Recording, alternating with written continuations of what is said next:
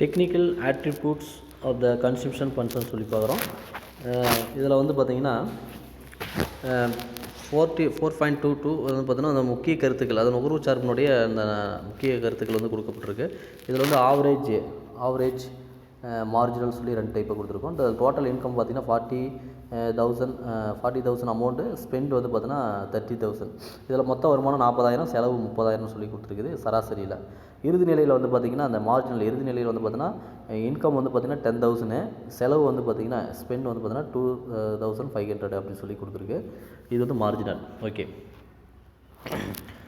இது வந்து பார்த்திங்கன்னா என்ன சொல்லுவாங்கன்னா, அது பாருங்கள், ஆவரேஜ் ப்ராஸ்பெரிட்டி டு கன்சியூம் சொல்லுவாங்க. இது வந்து பார்த்திங்கன்னா சராசரி நுகர்வு நாட்டம் 75%. மார்ஜினல் ப்ரோபென்சிட்டி டு கன்சியூம் சொல்லுவாங்க. அதாவது இது வந்து என்ன சொல்லுவாங்க தமிழில், இறுதிநிலை நுகர்வு நாட்டம் அப்படின்னு சொல்லுவாங்க. இறுதிநிலை நுகர்வு நாட்டம் 25%, சராசரி நுகர்வு நாட்டம் வந்து 75% கொடுத்துருக்கு. இதில் அந்த ஈக்குவேஷன் பாருங்கள், இந்த ஆவரேஜ் ப்ரோபென்சிட்டி டு கன்சியூம் வந்து பார்த்தீங்கன்னா C/Y. The marginal propensity to consume வந்து ட்ரையாங்கிள் C/ட்ரையாங்கிள் YA. The average propensity to save அப்படின்னா சராசரி சேமிப்பு நாட்டம்னு சொல்லக்கூடியது S/YA. The marginal propensity to save, அதாவது வந்து பார்த்தீங்கன்னா இறுதிநிலை சேமிப்பு நாட்டம் அப்படின்னு சொல்கிறது ட்ரையாங்கிள் S/ட்ரையாங்கிள் YA. இதான் வந்து இதனுடைய ஃபார்முலா. இது நல்லா பார்த்துங்க. ஃபஸ்ட் நான் பார்க்குறது வந்து பார்த்திங்கன்னா அது ஆவரேஜ் ப்ரோபென்சிட்டி டு கன்சியூம் சொல்லி பார்க்குறோம். அதாவது வந்து பார்த்தீங்கன்னா சராசரி நுகர்வு நாட்டம்னு சொல்லி பார்க்குறோம். இந்த ஆவரேஜ் ப்ரோபென்சிட்டி வந்து பார்த்திங்கன்னா இதனுடைய to consume is the ratio of the consumption expenditure to any particular level of income. Algebraically it may be expressed as under. இப்போ வருமானத்தினுடைய நுகர்வுக்குமான வீதமே சராசரி நுகர்வு நாட்டம் அப்படின்னு சொல்லி இந்த கணித ரீதியாக வந்து சொல்லப்படுகிறது. இதில் வந்து பார்த்திங்கன்னா ABC ஈக்குவல் டு C/Y. ஏபிசின்னா உங்களுக்கு தெரியும். அதாவது பார்த்தீங்கன்னா the average prosperity to consume சொல்கிறது தான் ஏபிசின்னு ஷார்ட்டாக கொடுத்துருக்காங்க, சராசரி நுகர்வு நாட்டத்தை. இப்போ இது ஃபார்முலா. இப்போ வந்து இங்கே வந்து C வந்து பார்த்தீங்கன்னா கன்சம்ஷன், Y வந்து இன்கம்மு. C வந்து நுகர்வு, Y வந்து வருமானம் சொல்கிறோம். அடுத்து வந்து மார்ஜினல் ப்ராஸ்பெரிட்டி டு கன்சியூம் பொறுத்த வரைக்கும் பார்த்திங்கன்னா இதில் வந்து பார்த்திங்கன்னா இந்த மார்ஜினல் ப்ராஸ்பெரிட்டி பொறுத்த வரைக்கும் வந்து பார்த்தீங்கன்னா maybe defined the as the ratio of the change in the consumption to the change in the income. இது வந்து பார்த்திங்கன்னா வருமான மாற்றத்திற்கும் நுகர்வு மாற்றத்திற்கு இடையேயான வீதமே இறுதிநிலை நுகர்வு நாட்டம் அப்படின்னு சொல்லி சொல்லப்படுகிறது. இதில் வந்து MPC ஈக்குவல் டு ட்ரையாங்கிள் C/ட்ரையாங்கிள் Yன்னு சொல்கிறோம். இப்போ ட்ரையாங்கிள் C வந்து பார்த்திங்கன்னா சேஞ்ச் இன் கன்சம்ஷன், இது வந்து நுகர்வு மாற்றம்னு சொல்கிறோம். Triangle Y equal to change in income, இது வந்து வருமான மாற்றம்னு சொல்கிறோம். MPC is positive but less than unity. MPCங்கிறது நேர்மறை எண்ணாலான ஒன்றுக்கும் குறைவானது. MPCங்கிறது வந்து நேர்மறை எண்ணாலான ஒன்றுக்கும் குறைவானதுன்னு சொல்கிறாங்க. இப்போ அவங்க வந்து பாருங்கள், ஒன்றுக்கும் குறைவானதுன்னா இப்போ வந்து பார்த்தீங்கன்னா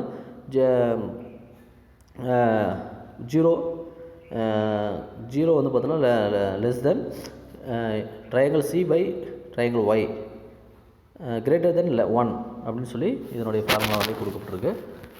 அடுத்தது வந்து பார்த்தோன்னா இந்த ஆவரேஜ் ப்ரோபென்சிட்டி டு சேவ் அப்படின்னு சொல்லி APSன்னு சொல்லுவோம். ஸோ இது வந்து பார்த்தோன்னா வருமானத்திற்கும் சேமிப்புக்கு இடையான வீதமே சராசரி சேமிப்பு நாட்டம் எனப்படும். சராசரி சேமிப்பு நாட்டம் என்பது வந்து பார்த்தீங்கன்னா மொத்த சேமிப்பை மொத்த வருவாய் வகுத்தால் கிடைக்கக்கூடியதாக மொத்த சேமிப்பை மொத்த இதால், அதாவது பார்த்தீங்கன்னா APS வந்து பார்த்தீங்கன்னா quantitate obtained by the dividing the total saving by the total income. வருமானத்திற்கு சேமிப்புக்கு இடையான வீதமே சராசரி நாட்டம் எனப்படுகிறது சேமிப்பு நாட்டம். It is a ratio of the total saving to total income. அதாவது வந்து பார்த்திங்கன்னா சராசரி சேமிப்பு நாட்டம் என்பது மொத்த சேமிப்பை மொத்த வருவாய் வகுத்தால் கிடைக்கக்கூடியதாகும். It can be expressed algebraically in the form of the equation as under. So வேறு வகையில் கூறினால் மொத்த வருவாய்க்கும் மொத்த சேமிப்புக்கு இடையான வீதமே கணித ரீதியாக சொல்லப்படுகிறது. APS equal S/Y. எஸ்னா சேவிங்கு, ஒய்னா இன்கம்மு.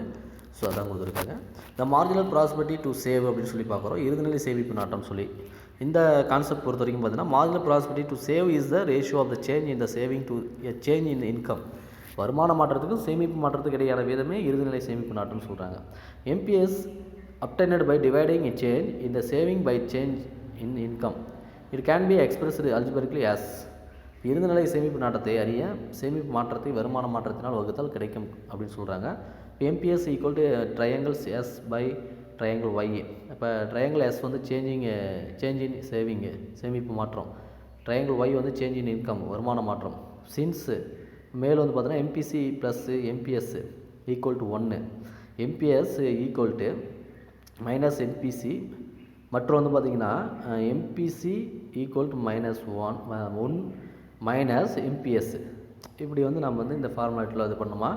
இது பொதுவாக வந்து பார்த்திங்கன்னா இந்த சராசரி நாட்டம் வந்து பார்த்திங்கன்னா ஆவரேஜ் நாட்டம் வந்து பார்த்திங்கன்னா சதவீதமாகும். இறுதிநிலை நுகர்வு நாட்டம் அதாவது வந்து பார்த்திங்கன்னா APS is expressed percentage and MPC in the fraction.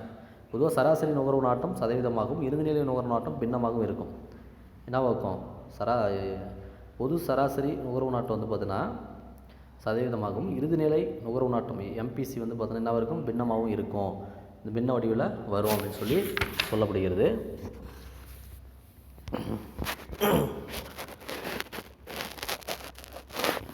Table வந்து பார்த்திங்கன்னா உங்களுக்கு வந்து கொடுத்துருக்காங்க 2 அட்டவணை பாருங்கள்.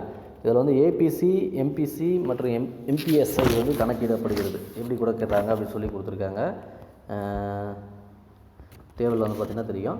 இதில் வந்து வருமானம் ஒய் வந்து வருமானம் வந்து பார்த்தோன்னா நுகர்வு CA, APC percentage C by Y, APS percentage S by Y, MPC வந்து triangle C by triangle Y, MPS வந்து triangle S by triangle Y. இதில் வந்து வருமானம் வந்து 120 இருக்கும்போது நுகர்வு 120 ஆகுது. அப்போ வந்து இங்கே வந்து பின்னோடியில் வந்து 120 பை 120 120 100 வந்து பார்த்தோன்னா ஈக்குவல் 100. அப்போ வந்து ஏபிஎஸ் என்னவாகுது அப்படின்னு பார்த்தீங்கன்னா இங்கே ஏபிஎஸ் வந்து பார்த்திங்கன்னா 0 பை 120 இதாகுது. அப்போ இங்கே வந்து இது இங்கே இல்லை, எம்பிசி இல்லை, எம்பிஎஸ்ஸும் இது இல்லை. 180 வருமானம் வரும்போது 170 பை 180 அப்படின்னா 100 ஈக்குவல் டு 94. இப்போ ஏபிஎஸ் என்ன ஆகுதுன்னா 10 பை 180 ப்ராக்கெட் 100 வருது. தென் வந்து பார்த்தோன்னா எம்பிசி வந்து 50 பை 60 ஈக்குவல் டு வந்து 0.83. இப்போ எம்பிஎஸ் என்னவா மாறுது அப்படின்னா பின்னமாக 0.17 மாறுது. 0.17. இங்கே வந்து பார்த்தோன்னா எம்பிசி வந்து பார்த்தோன்னா 50 பை 60 ஈக்குவல் டு 0.83 அப்படியே மாறுது. இந்த அட்டவணையில் கணக்கிடப்படுறாங்க. அந்த கணக்கீடுதில் அடுத்து கீனஸினுடைய வந்து பார்த்தோன்னா psychological law of the consumption சொல்லி பார்க்குறோம். கீனஸ் நுகர்வு பற்றிய உளவியல் விதி அப்படின்னு சொல்லி குறிப்பிட்டிருக்கு.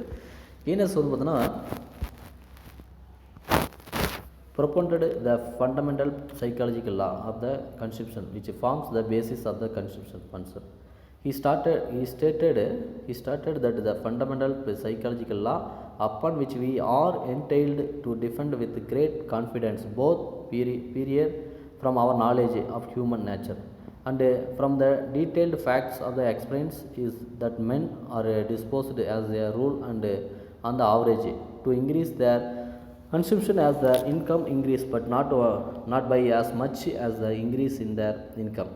The law implies that there is a tendency on the part of the people to spend on consumption less than the full increment of income. இப்போ வந்து பார்த்திங்கன்னா கீனஸனுடைய உளவியல் விதி ஒன்றை வந்து முன்மொழித்தார். அதன் அடிப்படையில் வந்து பார்த்தோன்னா நுகர்வு சார்பை வந்து உருவாக்கினார். உளவியல் விதியினுடைய அடிப்படையில் வந்து மனிதன் வந்து தன் முன்னறிவு அனுபவம் மற்றும் விரிவான உண்மை ஆகியவற்றின் அடிப்படையில் வந்து பெரும் நம்பிக்கையுடன் வருவாய் உயரும் போது நுகர்வை அதிகமாக்குவார்கள். ஆனால் வருவாய் கூடிய அளவுக்கு நுகர்வு அதிகரிக்காது. இந்த விதி வந்து மனிதனினுடைய வருமானம் உயர்ந்த முழு அளவிற்கும் செலவு வந்து பார்த்து செய்ய மாட்டார்கள் என எடுத்துரைக்கப்படுகிறது. வருமானம் வந்த அளவுக்கு முழுசுமாக செலவு செய்வாங்கன்னா செய்ய மாட்டாங்க. அப்போ சேவிங்னு இருக்கணும் இல்லையா, அதை சொல்கிறாங்க. அசிம்ஷன் பார்த்தீங்கன்னா கொடுத்துருக்காங்க, அனுமானங்கள் சொல்லி கொடுத்துருக்காங்க. Keynes law is based on the following assumption. கீனஸனுடைய விதி கீழ்காணும் அனுமானங்கள் உள்ளடக்கியதுன்னு சொல்கிறாங்க. ஃபஸ்ட்டு வந்து பார்த்தோன்னா செட்ரிஸ் பேரிபஸ்ன்னு சொல்லுவோம். கான்ஸ்டன்ட் எக்ஸ்ட்ரனியஸ் வேரியபிள் சொல்லி மற்றவை மாறாதது அப்படின்னு சொல்லுவாங்க. மற்றவை மாறாது என்ன வராது? The other variables such as income distribution, taste, habits, social customs, price movements, population growth, etc. do not change and consumption depends on income alone. இப்போ வருமான பகிர்வு, சுவை, பழக்க வழக்கம், சமூக காரணிகள், விலை மற்றும் மக்கள் தொகை பெருக்கம் போன்றவை மாறாமல் நிலையாக உள்ளது என்று அனுமானத்தின் அடிப்படையில் நுகர்வு வருமானத்தை மட்டும் சார்ந்ததாகும் அப்படின்னு சொல்கிறாங்க. Extends of the normal condition. The law holds good under normal condition. If however The economy is faced with abnormal and extraordinary circumstances like war, revolution, or hyperinflation. The law will not operate. People may spend the whole of increased income on consumption. இப்போ இந்த என்ன சொல்கிறேன் அப்படின்னா சுமூகமான சூழல் நிலவுகிறது சொல்கிறேன், extension of normal condition சொல்லி. ஸோ இந்த விதி நான் வந்து பார்த்தீங்கன்னா நாட்டில் இயல்பான நிலை நிலவும் போது மட்டும் பொருத்தமானதாக அமையும். அபரிவிதமான மற்றும் அசாதாரண சூழ்நிலையான போர், புரட்சி, மிக வேகமாக பணவீக்கம் போன்றவற்றின் போது வந்து இந்த விதி வந்து செயல்படாது. மக்கள் வந்து அதிகரித்த மொத்த பணத்தையும் நுகர்விற்கு செலவிடுவார் அப்படின்னு சொல்கிறாங்க. இங்கே வந்து ஏற்பட்டுச்சுன்னா அடுத்து வந்து பார்த்தீங்கன்னா extends of the laissez faire capitalist economy. முதலாளித்துவ பொருளாதாரத்தில் தலையிடா கொள்கை கடைபிடிக்கப்படுகிறது அப்படின்னு சொல்கிற தமிழில். The law operate in a rich capitalist economic where there is no government intervention. People should be free to spend increased income. In the case of regulation of private enterprise and consumption expenditures by the state, the law breaks down. இப்போ அரசு தலையிடாது மக்கள் சுதந்திரமாக நுகர்வு பற்றிய முடிவினை எடுப்பார்கள், நாடு செல்வமிக்கது, முதலாளித்துவம் நிலவுகிறது அப்படின்னு சொல்லி இந்த விதியினுடைய கருத்துக்கள் அடிப்படையில் வந்து பார்த்திங்கன்னா ப்ரொபோசிஷன்ஸ் ஆஃப் த லா. இந்த விதியினுடைய கருத்துக்களில் திஸ் லா ஹேஸ் 3 ப்ரொபோசன்ஸ். இந்த விதி 3 கருத்துக்களை கொண்டது. ஒன்று வந்து பார்த்தோன்னா when income increase consumption expenditure also increase but by a smaller amount. வருமானம் உயரும் போது நுகர்வு செலவும் அதிகரிக்கும் இல்லையா. the reason is that as income increase our wants are satisfied side by side so that the need to spend more on consumer goods diminishes. Show the consumption expenditure increase with increase in the income but less than proportionately. இப்போ வந்து ஆனால் வந்து சிறிய அளவாக இருக்கும். காரணம் வந்து பார்த்திங்கன்னா வருமானம் உயரும்போது நுகர்வு செலவு அதிகரிக்கும், ஆனால் சிறிய அளவாக இருக்கும். காரணம் வருமானம் அதிகரிக்கும் போது பகுதியாக என்னவோம் நாம் விருப்பமும் நிறைவேறும். அதனால் நுகர்வு பொருட்களுடைய மீது செய்கின்ற செலவு குறைகிறது. இன்னும் நுகர்வு செலவு வந்து பார்த்திங்கன்னா நுகர்வு செலவானது வருமானம் அதிகரிக்கும் போது அதிகரிக்கும், ஆனால் குறைந்த அளவே அதிகரிக்கும் அப்படின்னு சொல்கிறாங்க. நமக்கு வருமானம் அதிகமாக இருந்துச்சுன்னா நுகர்வு செலவு கம்மியாக தான் அதிகரிக்கும்னு சொல்கிறாங்க. ஓகேங்களா. தேர்டு பார்த்திங்கன்னா என்ன சொல்கிறாங்க அப்படின்னா அடுத்தது இன்க்ரீஸ் இன்கம்.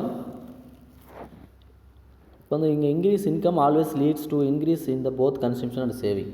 அதிகரித்த வருமானம் வந்து பார்த்திங்கன்னா இப்போ அதிகரித்த வருமானம் நுகர்வு செலவிற்கும் சேமிப்பிற்கும் இடையே சில விகிதத்தில் வந்து பிரிக்கப்படுகிறது அப்படின்னு சொல்கிறாங்க. இப்போ வந்து பார்த்திங்கன்னா this follows from the first proportions because when the whole of increase in income is not spent on the consumption the remaining is saved. In this way consumption and saving move together. இப்போ வந்து இது முதல் கருத்துரையின்படி வந்து பார்த்தீங்கன்னா தொடர்கிறது. ஏனெனில் முழுவதுமாக அதிகரித்த வருமானம் நுகர்வில் முழுவதுமாக செயல்படவில்லை, மீதமும் சேமிக்கப்படும். இதன் வழியில் நுகர்வும் சேமிப்பும் ஒன்றோடு ஒன்று நகர்கின்றது அப்படின்னு சொல்கிறாங்க. அடுத்து increase in income always leads to an increase in the both consumption and saving. அதிகரிக்கின்ற வருமானம் எப்பொழுதும் நுகர்வு மற்றும் சேமிப்பு இரண்டை அதிகரிக்க செய்யும் அப்படின்னு சொல்கிறாங்க. எப்படின்னா this means that increase in income is unlikely to lead to fall in either consumption R saving. thus with increased income both consumption and saving increase. இப்போ வருமானம் ஒன்று வந்து பார்த்தீங்கன்னா இப்போ இது அதிகரித்த வருமானம் ஒன்று நுகர்வுக்கோ அல்லது சேமிப்பிற்கோ கொண்டு செல்லும். ஆதலால் அதிகரிக்கின்ற வருமானம் வந்து நுகர்வு மற்றும் சேமிப்பு வந்து இரண்டையுமே அதிகரிக்கும் அப்படின்னு சொல்கிறாங்க. ஓகேங்களா. இந்த இவ்விதியின் 3 கருத்து உரைகள் பின்வரும் அட்டவணை 3 வந்து பார்த்திங்கன்னா நமக்கு உதவுதுன்னு சொல்கிறாங்க. உதாரணமாக பார்த்திங்கன்னா இந்த 3 கருத்துக்களுக்கு வந்து பார்த்தோன்னா இப்போ இன்கம் வந்து பார்த்தோன்னா 120, கன்சம்ஷன் 120, சேவிங் வந்து இங்கே எதுவுமே இல்லை.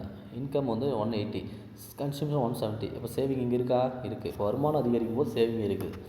இன்கம் வந்து பார்த்திங்கன்னா 240, கன்சம்ஷன் 220, அப்போ சேவிங் 20. வருமானம் அதிகமாக போது நுகர்வு கொஞ்சம் குறையுது, அப்போ இங்கே என்ன ஆகுது? சேவிங் நமக்கு இருக்குது அப்படின்னு சொல்லப்படுகிறது.